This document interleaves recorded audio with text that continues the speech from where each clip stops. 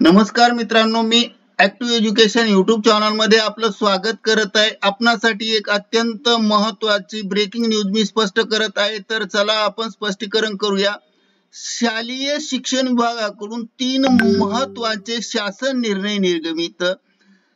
संबंधित स्पष्टीकरण करत असताना शालेय शिक्षण विभागाने दिनांक 23 जानेवारी 2024 रोजी बालकाच्या मोफत व सक्तीच्या शिक्षणाचा अधिकार 2009 अन्वये वसती स्थाने घोषित करण्याचा तसेच पीएम श्री स्कूल व राष्ट्रीय मतदान दिन या संदर्भामध्ये महत्त्वाचे निर्णय निर्गमित केले आहेत। आणि ह्यासाठी बालकाच्या मोफत व सक्ती अधिनियम 2009 नुसार महत्त्वाचे शासन निर्णय असल्यामुळे शासन विभागाकडून हे 3 अतिशय महत्त्वाचे शासन निर्णय निर्गमित करण्यात आले आहेत। त्याचे स्पष्टीकरण पुढील प्रमाणे आहे। केंद्र सरकारच्या बालकाचा मोफत सक्तीचा शिक्षणाचा हक्क कायदा 2009 व त्या अनुषंगाने तयार करण्यात आलेल्या महाराष्ट्र बालक मोफत सक्ती शिक्षणाचा हक्क 1911 मधील तरतुदीनुसार विद्यार्थ्यांना वाहतूक सुविधा अनुज्ञेय करण्यासाठी वसती स्थाने घोषित करण्यासाठी महत्त्वपूर्ण निर्णय शालेय शिक्षण विभागाने 23 जानेवारी 2024 रोजी घेतला।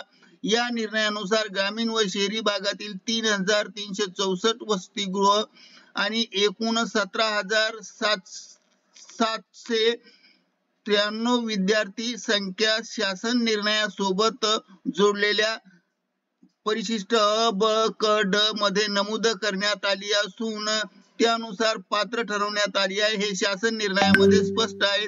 त्यानुसार 1ली ते 5वी पर्यंत विद्यार्थ्यांचा वसतिगृहासाठी 1 किलोमीटर 2 किलोमीटर 1 किलोमीटर परिसरातील 6वी ते 8वीच्या विद्यार्थ्यांना व 3 किलोमीटरच्या परिसरात 9 ते 10वीच्या विद्यार्थ्यांना वसतिगृहाच्या 5 किलोमीटरच्या परिसरात शाळा उपलब्ध नसल्यास विद्यार्थ्यांना शाळेत जावे लागत आहे। यास तो विद्यार्थ्यांना वाहतूक भत्ता देण्यासाठी किंवा वाहतूक देण्यासाठी सदरची वसतिस्थाने घोषित करण्यात आली असून मात्र निर्णयामुळे कोणत्याही प्रकारची शाळा बंद होणार नाही असेही नमूद करण्यात आलेले आहे। आणि हाचा महत्त्वाचा शासन निर्णय सुद्धा आहे।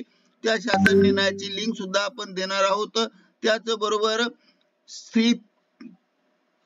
श्री पीएम मुख्यमंत्रीच्या मार्फत केलेला आहे एक अत्यंत महत्त्वपूर्ण निर्णय आहे। पीएम श्री शाळा संदर्भात महत्त्वपूर्ण निर्णय हा केंद्र सरकार पुरस्कृत योजनेची अंमलबजावणी करण्याची मान्यता देण्यात येत आहे। या योजनेनुसार निवड झालेल्या शाळेमध्ये शैक्षणिक धोरणाची आदर्श स्वरूपात अंमलबजावणी करावी व सदर योजनेचा प्रामुख्याने 6 स्तंभावर आधार असून त्यापैकी प्रवेश व पायाभूत सुविधा हा पहिला स्तंभ आहे व केंद्र शासनाच्या शालेय शिक्षण विभागाने पीएम श्री योजनेअंतर्गत प्रसिद्ध केलेल्या मार्गदर्शक पुस्तिकेमध्ये याची संपूर्ण माहिती दिलेली आहे। आणि म्हणूनच मदतनीस व वाहतूक यासाठी अनुज्ञेय करण्यात आली आहे। त्यानुसार सध्या परिस्थितीत या योजनेच्या पहिल्या टप्प्यात राबवण्यात आला असून यामध्ये 516 शाळांचा समावेश आहे।